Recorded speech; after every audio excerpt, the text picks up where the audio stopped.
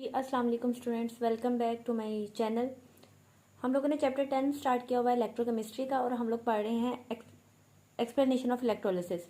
Last time वाली video में मैंने आपको बताया था कि नेक्स्ट हम लोग दो डिस्कस करेंगे केसेस इलेक्ट्रोलाइटिक सेल के।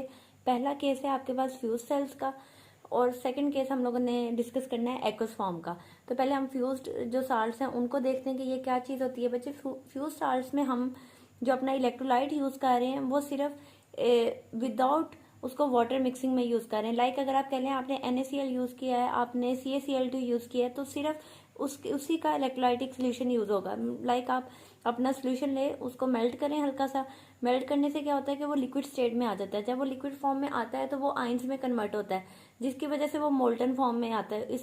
इसीलिए इसको फ्यूज साल्ट्स को जो दूसरा नाम दिया जाता है वो मोल्टन साल्ट्स का भी दिया जाता है। ठीक है। While in case of aqueous तब वाटर की मिक्सिंग होती है और तब आइंस की फॉर्मेशन भी डिफरेंट हो जाती है। अब होता क्या है कि फ्यूज साल्ट्स में जब इलेक्ट्रोलिसिस का प्रोसेस होता है तो जो मेटल आइंस होते हैं, ठीक है, जिनको हम कैटाइंस कहते हैं, वो कहाँ जाते हैं? वो कैथोड पे जाते हैं। और जो एनाइंस होते हैं वो कहाँ जाते हैं? वो एनोड पे जाते हैं। अब ये सारा प्रोसीजर होता कैसे है, पहले हम लोग इंस्ट्रूमेंटेशन से समझते हैं इस बात को, देन प्रोसेस को कैरी आउट करेंगे। इसके लिए बच्चे आपको इलेक्ट्रोलाइटिक सेल को समझने की जरूरत है। ये कुछ इस तरह का हमारा इलेक्ट्रोलाइटिक सेल होता है। एक एंड पे आपका एनोड है, सेकंड एंड पे आपके पास क्या है? कैथोड। वो वाला इलेक्ट्रोड जो कि पॉजिटिव टर्मिनल ऑफ बैटरी के साथ अटैच होगा उसको एनोड कहते हैं, और जो नेगेटिव टर्मिनल के साथ अटैच होगा उसको कैथोड कहते हैं।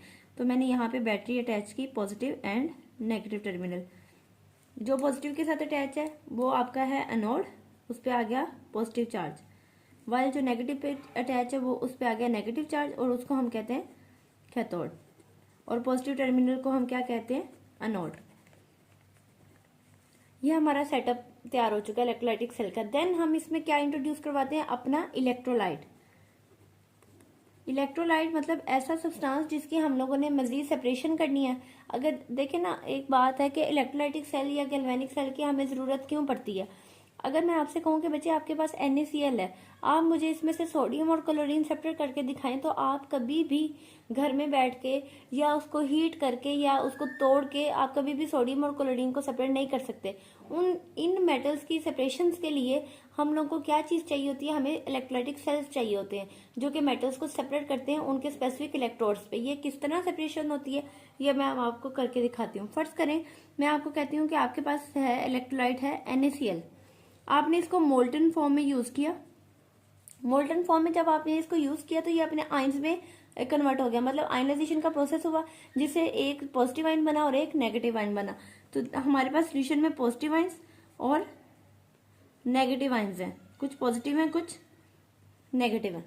अब केमिस्ट्री हमें ये बताती है कि जो पॉजिटिव आयंस हैं जिनको आप कैटाइंस कहते हो, लाइक इस केस में Na positive as a cation है, पॉजिटिव आयन हमेशा किस तरफ मूव करेंगे? कैथोड की तरफ, जिसपे नेगेटिव चार्ज है। ठीक है। और जो नेगेटिव आयंस हैं जिनको हम एनाइंस कहते हैं वो किस तरफ मूव करेंगे? एनोड की तरफ, जिसपे क्या चार्ज है? पॉजिटिव। ओके, क्लियर होगी बात? Positive ion will move towards cathode while negative ions will move towards anode that have positive charge. So it means कि यहां से आपका क्लोरीन शिफ्ट हो गया एनोड की तरफ और आपका सोडियम शिफ्ट हो गया कैथोड की तरफ। यहां तक आई होप सो आपको बात क्लियर हो गई होगी। अब जब ये इन जगहों पे शिफ्ट हो जाएंगे देन आगे रिएक्शन कौन सा होगा? एनोड पे क्या होगा और कैथोड पे क्या होगा? तो सबसे पहले बच्चे, जब भी आपने इलेक्ट्रोलाइटिक या गैल्वेनिक सेल करना है तो आपने एनोड के रिएक्शंस लिखने हैं, देन आपने कैथोड के रिएक्शंस लिखने होते हैं। अब इन दोनों जगहों पे एक बड़ा स्पेशलाइज्ड प्रोसेसेस होते हैं, एक है ऑक्सीडेशन, दूसरा रिडक्शन। एनोड पे हमेशा बच्चे होती है oxidation which is the loss of electrons, while cathode पे हमेशा हमारी होती है reduction which is the gain of electrons.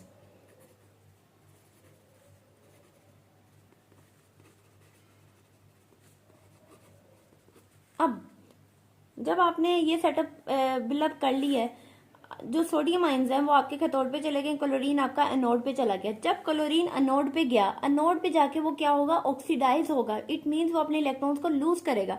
तो चलिए इसका रिएक्शन लिख के देखते हैं। आपके पास है क्लोराइड आयन एनोड पे ये गया, क्लोरीन में कन्वर्ट हुआ और एक इलेक्ट्रॉन इसने लूज कर दिया।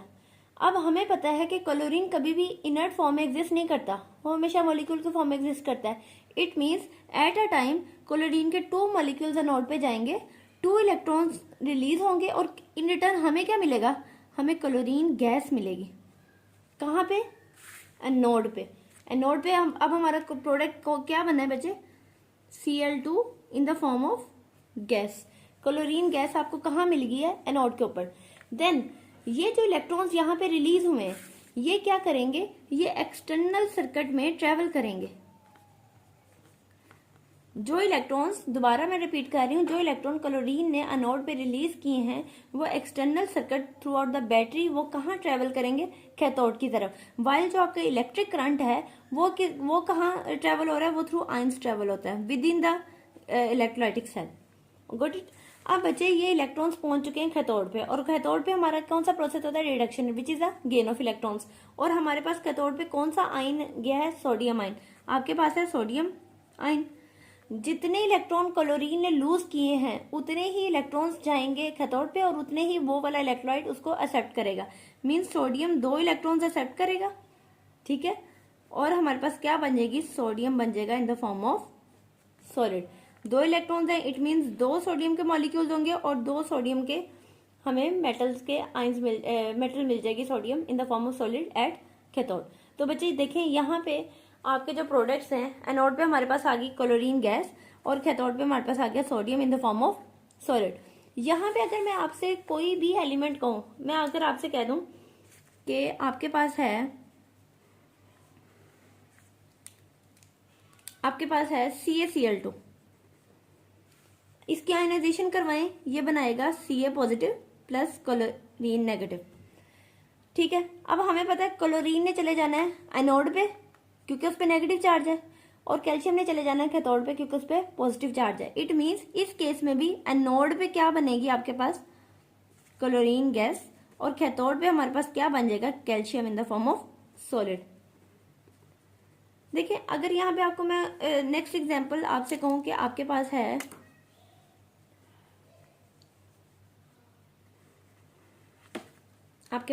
MgCl2, ठीक है, दूसरा है आपके पास PbBr2, ठीक है। MgCl2 में भी 2 तरह के आयंस बनेंगे, magnesium ions plus chloride ions. Chlorine will go towards anode while magnesium will go towards cathode, and we will get chlorine at anode and magnesium in the form of solid at cathode, ठीक है। दूसरा मैंने यहाँ पे लिखा है PbBr2। अगर मैं इसके आयनाइजेशन करवाऊं तो ये बनाएगा Pb plus 2 plus 2Br negative. तो जो बच्चे नेगेटिव आयन है वो जाएगा आपका एनोड पे, एनोड पे लिखें, एनोड पे आपका Br नेगेटिव गया, 2Br नेगेटिव गए, इन्होंने बनाई ब्रोमीन गैस प्लस 2 इलेक्ट्रॉन्स इन्होंने रिलीज कर दिए। कैथोड पे इन रिटर्न क्या होगा आपका, ये वाला जो Pb प्लस 2 आयंस हैं ये 2 इलेक्ट्रॉन्स को एक्सेप्ट करेंगे और लेड बना देंगे in the form of solid at cathode.